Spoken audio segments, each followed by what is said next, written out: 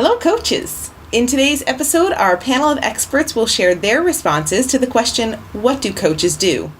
We hear about the vision for a coaching role from a school leader's perspective, to the opportunities for collaboration and cooperation from our librarians and counselors, as well as the value and purpose of coaching from a teacher's perspective.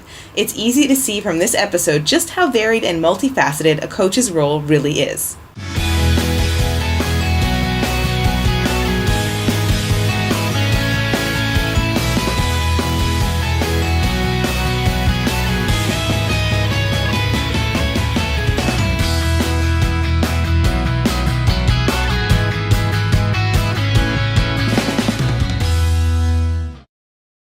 My name is Kim Cafino, and I'll be your host throughout this series. I've been an instructional coach in schools around the world for 20 years. I am passionate about the impact that instructional coaches can have on school culture, student learning, and teacher professional development, and I am so excited to share these conversations with you.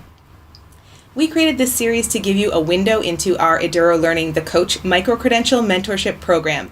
If you're ready to level up your coaching, our next cohort starts in April 2019 and registration is open now. Stay tuned after the video for more details and a free download to preview what you'll learn in this personalized coaching credential program. If you like any part of this series, give this video a like and subscribe to our channel to get all 8 videos in the series. Turn on notifications to be the first to see the next episode. Let's get started. What do you think coaches do? What is their role in a school? I think coaches it can really depend, but I think coaches are often there to be an outside eye, to be a critical friend, to be someone who pushes people, to be someone who can be a cheerleader. I think that role of coach can change. And one of the challenges of that is trying to figure out, what does each person need? Do they need a cheerleader? Do they need a coach? Do they need someone to push them? And it can change day to day. It can change month to month. It can change as the years progress and change over time, but the role is really varied, and it can depend on what the teachers need, and the teachers will know what the kids need. Well, the role of a coach, the first part is going to sound trite, but it's important to say it, which is the role of the coach is support the mission and the vision of the school, right? And so what a coach can do is to help align teachers and the teaching to be consistent with the vision of the school, the vision that the community has put together. All the stakeholders, the board and the leadership and the teachers and the parents have agreed on the kind of school that they want, and coaches should be a very powerful tool to influence that alignment. Now, under that, there's a lot of other things that coaches do. Coaches have to do the technical part and kind of the cultural part of it. Coaches are freed from the evaluative piece. They can be a trusted friend and a critical friend. So there's safety for a teacher to be vulnerable around a coach and to ask for support. Coaches can give that support.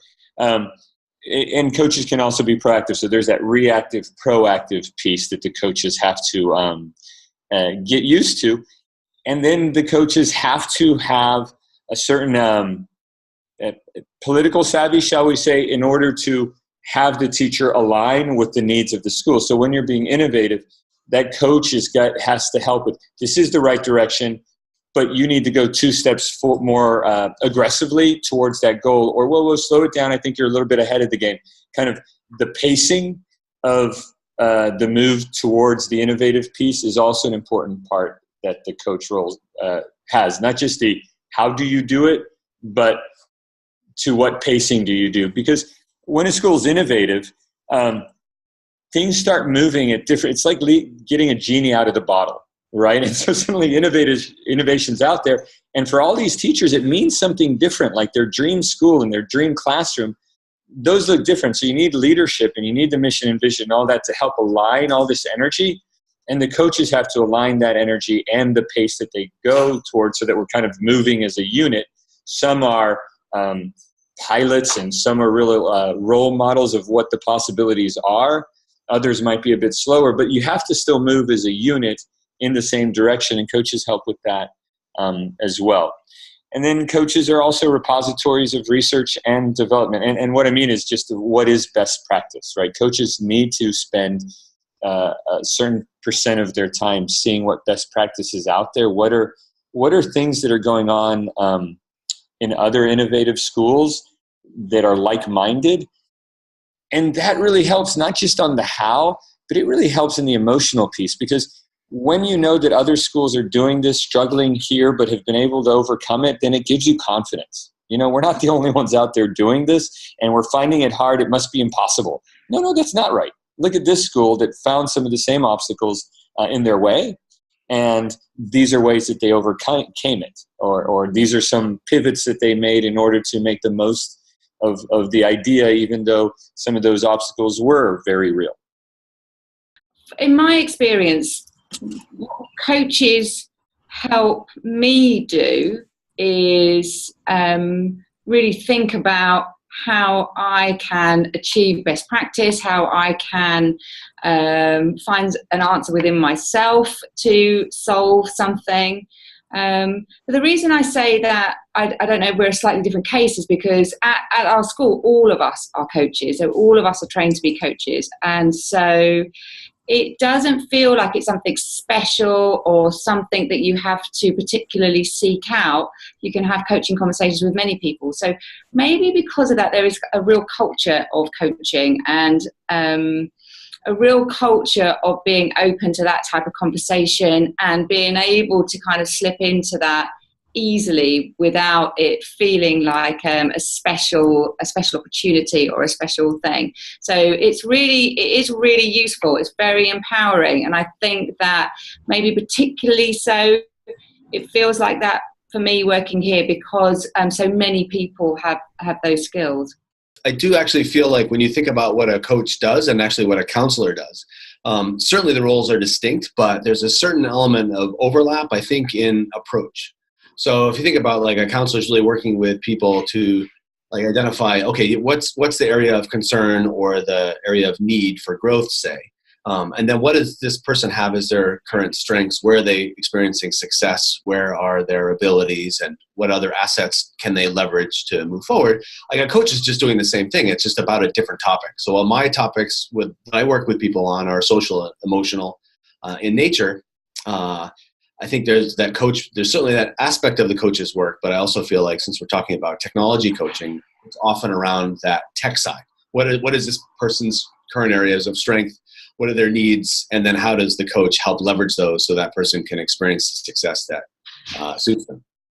Right. Well, I think that their main job is to help support teachers so that they can become more effective in their role, because the main goal, of course, is to improve student learning as much as possible. So they can do that in many different ways, by just being a sounding board for teachers, for instance, giving different perspectives, just giving encouragement when it's needed, feedback, generating ideas, refining ideas, all those types of things. But basically supporting teachers in their struggle to get students to learn more effectively. I think they have a variety of different roles depending on what kind of coach they are and who they're coaching. But our former head of school, James DeLeo, kind of put it best. I think the metaphor was this idea of teachers as craftspeople and how you're constantly kind of working on your craft.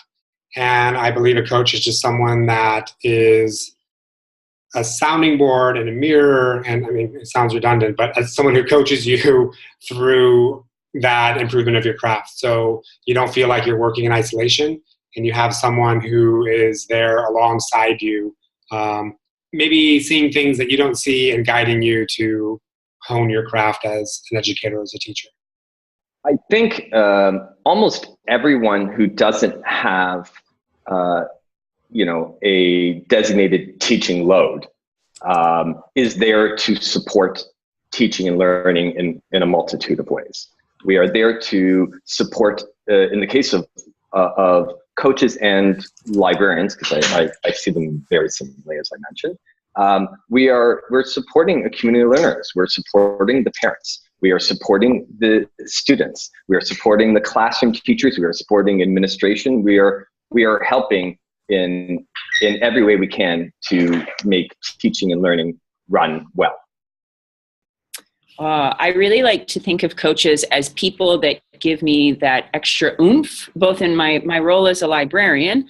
I am the person who gets to go in and support people with something maybe that they've always wanted to try and help build it up and make it better.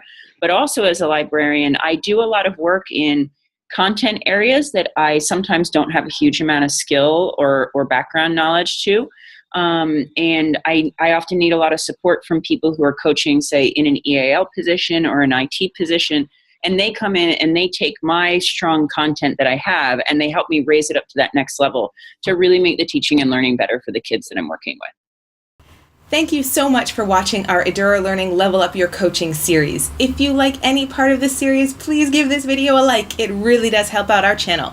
If you want more videos like this, subscribe to our channel and turn on notifications to be the first to see the next episode. We want to hear from you. Do you have questions about instructional coaching? Would you like to see a specific educator featured in an upcoming interview? Do you have a great coaching story to share with us? Leave us a comment down below and let us know. If you are ready to level up your coaching, check out our website where we have over 20 practical, relevant, and engaging online courses designed by coaches for coaches. Our most in-depth program, the Coach Microcredential Mentorship Program, is exactly what you need to level up your coaching. You'll get 26 weeks of curated coaching content in our private online course forums, a private cohort of coaches to learn, share, and reflect with, and you'll even have your own private mentor for an entire academic year. Become a certified Eduro Learning Instructional Coach today. Go to eduralearning.com/coach to find out more. To get a sneak peek at what we offer, download our free 5 strategies for your coaching toolkit in the description box below.